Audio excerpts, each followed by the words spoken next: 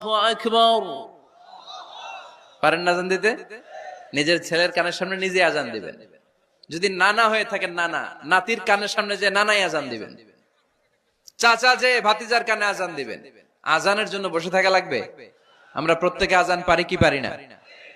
তো কেন আজান দিব বাচ্চার কানে? দুইটা সিগনিফিকেন্স। নাম্বার ওয়ান, যদিও বাচ্চার আমল নামা শুরু হয় নাই, জাস্ট নিউ বর্ন বেবি, এইমাত্র জন্মগ্রহণ করলো, কিন্তু পৃথিবীতে আসার সাথে সাথেই আল্লাহ বলে ওর কানের সামনে আমার তাকবীর দিয়ে ইসলামটা ওর কানের ভিতরে ঢুকায় দাও, ঢুকায় দাও। শুরু থেকেই তাকবীর দিয়ে ইসলামের পরিচয় ওর কানের সামনে দিয়ে দাও। This is the significance number one.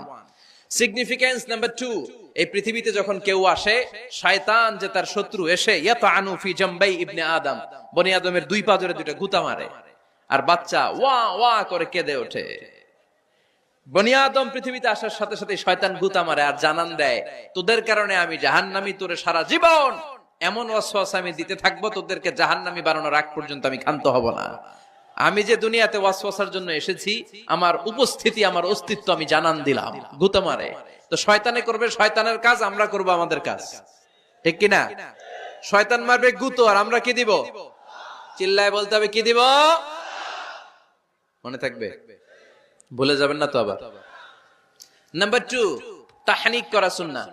তাহনিক হচ্ছে খেজুর, কোন আলেম খেজুর একটু চিবিয়ে ওই চিবানো খেজুরটা বাচ্চা